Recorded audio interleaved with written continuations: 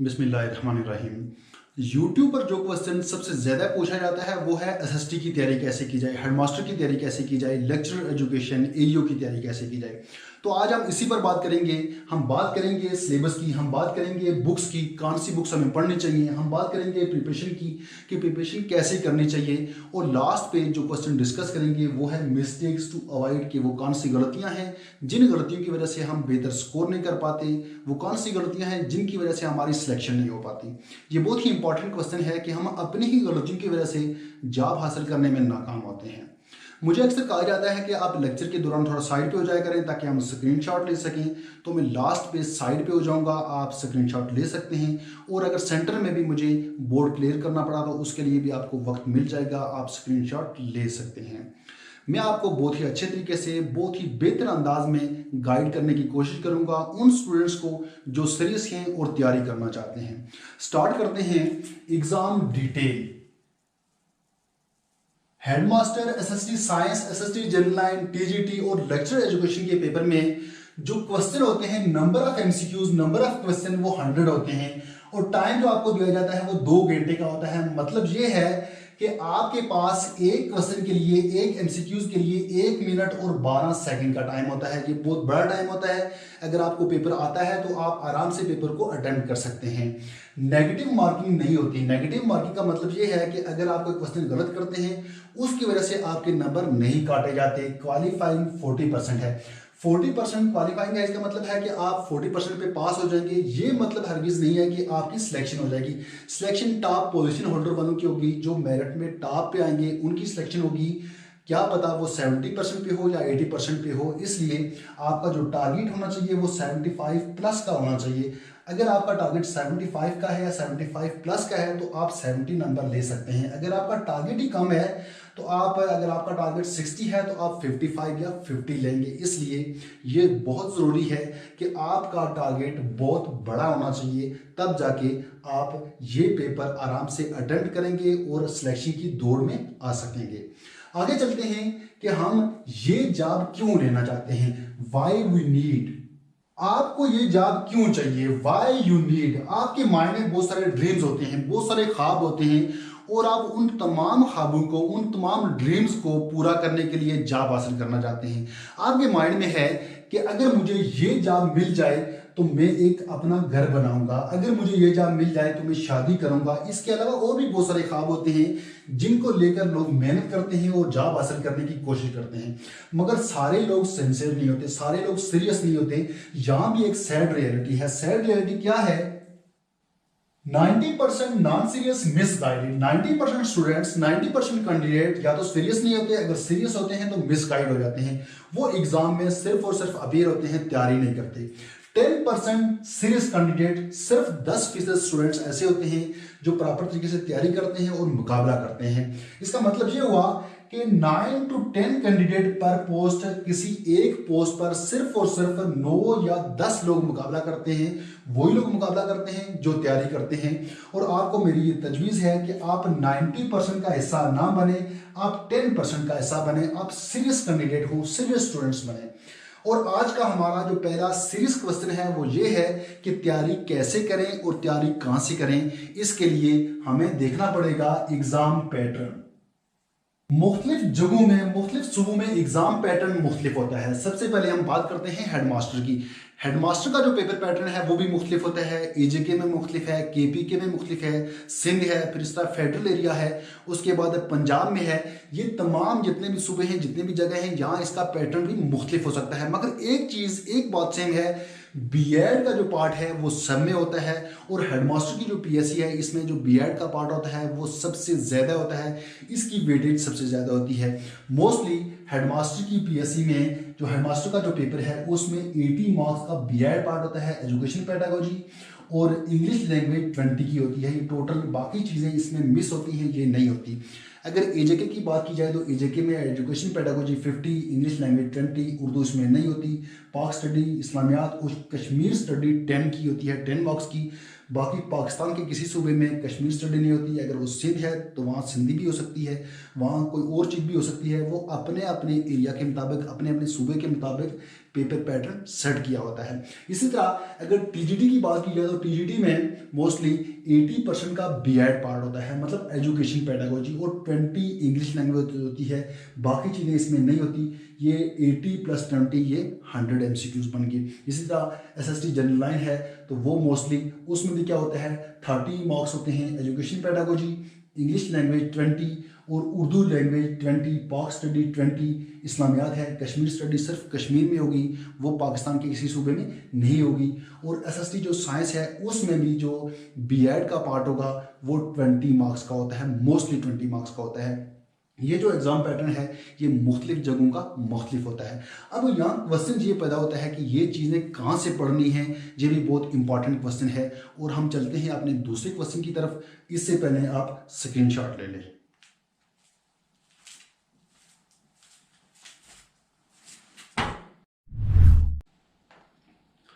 अब हमारा क्वेश्चन है वेयर डू वी प्रिपेयर, कि हम तैयारी कहाँ से करें। मार्केट्स में बेशुमार बुक्स अवेलेबल हैं, बेशुमार यूट्यूब चैनल्स हैं, बेशुमार एकेडमीज हैं जो कम्पिटिटिव एग्जाम की तैयारी करवा रहे हैं। यहाँ क्वेश्चन ये है कि हम किसकी बात मानें, किसको सिलेक्ट करें। इसका जवाब मैं आपको देता हूँ। इससे पहले आपको ये पता होना चाहिए कि आप किसी भी कम्पिटिटिव एग्जाम की तैयारी के लिए सिर्फ MCQs पर डिपेंड नहीं कर सकते। आपको लाजमी थ्योरी भी पढ़नी होती है, थ्योरी भी समझनी होगी, तब जाके आप बेहतर स्कोर कर सकते हैं। हर दूसरा बंदा कम्पिटिटिव एग्जाम की, PSC की, टीचिंग एग्जाम की तैयारी करवा रहा है। बेशुमार फेक चैनल्स भी होते हैं, बेशुमार बुक्स ऐसी होती हैं जिनको रीड करने से आप बेहतर स्कोर नहीं कर सकते, आपकी सिलेक्शन नहीं हो पाती। आपने क्या करना है, आपने दूसरों की बात भी सुननी है और उसके साथ साथ अपने ब्रेन को भी यूज करना है कि कान सही कह रहा है या कान सही नहीं कह रहा। अगर आप सिर्फ दूसरों पर डिपेंड करेंगे तो आप मिस गाइड हो जाएंगे, आपकी तैयारी नहीं हो पाएगी, आपकी सिलेक्शन नहीं हो पाएगी। आप थ्योरी के लिए गवर्नमेंट की बुक्स को यूज़ करें, आप टेक्स्ट बुक्स को यूज़ करें। फ़र्ज़ करते हैं कि आप इस्लामियात की तैयारी कर रहे हैं, उसके लिए आप FA की बुक्स, BA की बुक्स को रीड करें। आप FA की एक बुक है दस्तूर इस्लामी, जिसमें तमाम गज़वात बहुत अच्छी तरह से लिखे हुए हैं। इसी तरह मक्की ज़िंदगी, मदनी ज़िंदगी बहुत अच्छी तरह से लिखी हुई है, और खुलफा राशिदीन का जो दौर है वो भी बहुत अच्छी तरह से उसमें लिखा हुआ है, आप उसको रीड कर सकते हैं। आप BA की बुक्स को रीड कर सकते हैं। आज हम सबसे पहले बात करेंगे बीएड पार्ट की। बीएड पार्ट चूँकि टीचिंग एग्ज़ाम में जो सबसे बड़ा पार्ट होता है वो बीएड पार्ट होता है। ये बाज़ पेपर में 60%, 80%, 30 और 50% तक भी होता है।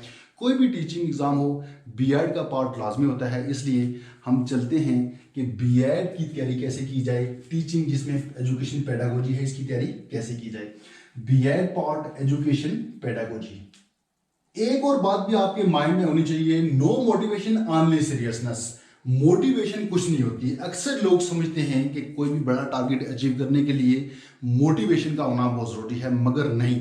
क्यों नहीं? कि मोटिवेशन तो आनी जानी चीज़ है। कभी आप किसी की बात सुनकर आप मोटिवेट हो जाते हैं, किसी से मोटिवेशन मिल जाती है और वो कुछ दिनों बाद या कुछ टाइम बाद वो मोटिवेशन चली जाती है। असल बात क्या है? असल बात है कि आप सीरियस कितने हैं। अगर आप सीरियस हैं तो आप किसी भी बड़े टारगेट को आराम से अचीव कर सकते हैं। और दूसरी बात, there is no shortcut to success. कामयाबी का कोई शॉर्टकट नहीं होता। कामयाबी के लिए मेहनत की जरूरत होती है और मेहनत टाइम मांगती है। अक्सर लोग कहते हैं कि मैं आपको 2 दिनों में तैयारी करवा सकता हूं, मैं आपको 1 वीक में तैयारी करवा सकता हूं, मैं आपको 1 मंथ में तैयारी करवा सकता हूं। ये झूठ होता है। अगर आपको कोई इस तरह से कहता है तो वो आपको मिस गाइड करता है। जब भी आप इस तरह की बात सुने तो उसके बाद आप फौरन अपने ब्रेन को भी यूज करेंगे, क्या ये सही कह रहा है या नहीं कह रहा। आगे चलते हैं एजुकेशन पेडागोजी।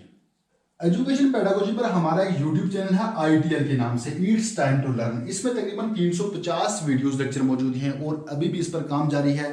मजीद वीडियोस अपलोड की जा रही हैं।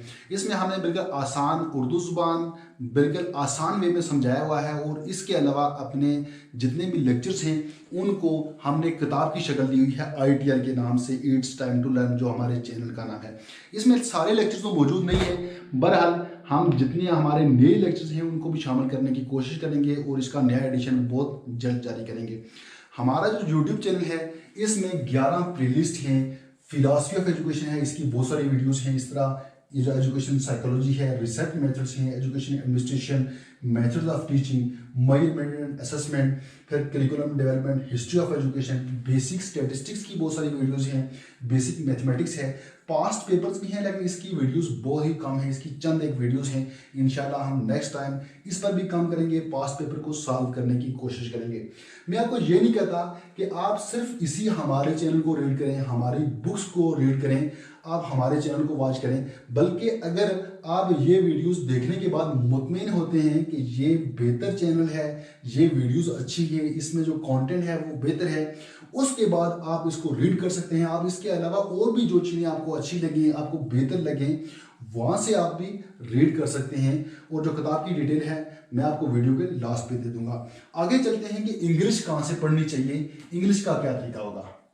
मेरी राय के मुताबिक आप क्लास 9 से स्टार्ट करें। अगर आपकी इंग्लिश ठीक है, अगर आप इंग्लिश में वीक हैं तो आप इससे पीछे भी जा सकते हैं।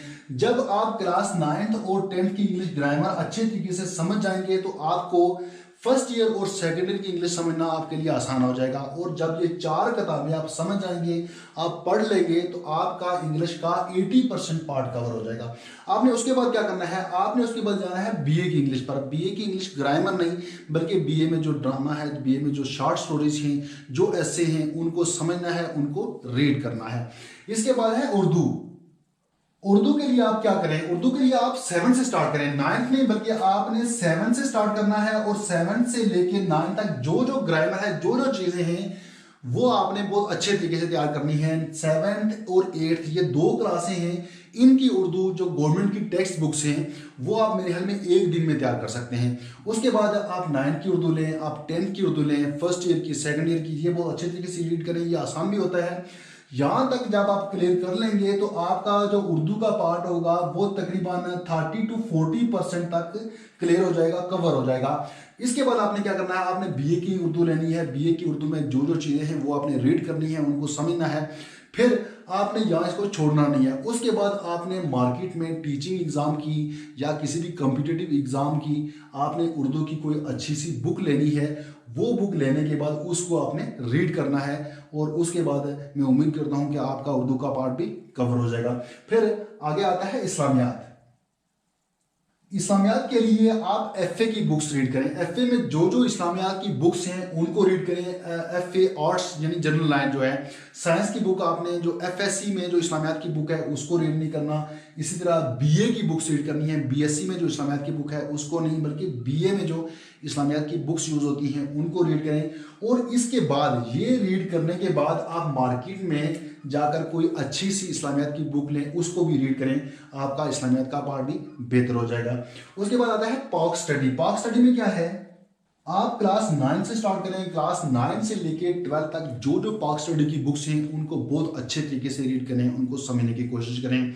और इसके अलावा क्लास 6th है, 7th है, 8th है, इनमें भी आपको पॉक स्टडी से रिलेटेड जो जो कंटेंट मिलता है उसको भी तैयार करें। फिर आपने बीए की बुक लेनी है पॉक स्टडी की, उसको अच्छे तरीके से रीड करना है, अच्छे तरीके से तैयार करना है। फिर उसके बाद आप मार्केट से कोई अच्छी सी पीएससी की हेल्पिंग बुक ले लें और उस बुक को जब आप रीड करेंगे, उन जो हेल्पिंग बुक्स होती हैं उनमें बहुत सारी मिस्टेक्स भी होती हैं, बहुत सारी गलतियां होती हैं, जबकि जो गवर्नमेंट की टेक्स्ट बुक्स होती हैं इनमें गलतियां कम होती हैं। ये किताबें रीड करने के बाद आपको अंदाज़ा हो जाता है कि मेरे लिए कौन सी किताब, कौन सी हेल्पिंग बुक बेहतर है, कौन सी हेल्पिंग बुक बेहतर नहीं है, और आप उन हेल्पिंग बुक्स में से भी गलतियाँ निकालने की पोजिशन में आ जाते हैं। इसके बाद है कश्मीर स्टडी। कश्मीर स्टडी सिर्फ कश्मीर में होती है, पाकिस्तान के किसी सूबे में कश्मीर स्टडी का पार्ट नहीं होता। और कश्मीर के हर एक सिटी में सईद असद साहब की बुक्स अवेलेबल हैं और इन्हीं की बुक्स को यूज़ किया जाता है। आगे जब आप ये सारा पार्ट, ये सारी चीज़ें तैयार कर लेंगे, उसके बाद आप मार्केट में से, from market, any well known books for PSC in relevant subject, अपने रेलिवेंट सब्जेक्ट की कोई अच्छी सी बुक लेके उसको तैयार करेंगे। जब आप इस तरह की कोई बुक तैयार करेंगे आपको अंदाज़ा हो जाएगा कि मेरी तैयारी कितनी है। आगे चलते हैं, जो हमारा लास्ट क्वेश्चन है और बहुत ही इंपॉर्टेंट भी है कि वो कौन सी गलतियां हैं जिनकी वजह से हम बेहतर स्कोर नहीं कर पाते, जिनकी वजह से हमारी सिलेक्शन नहीं हो पाती।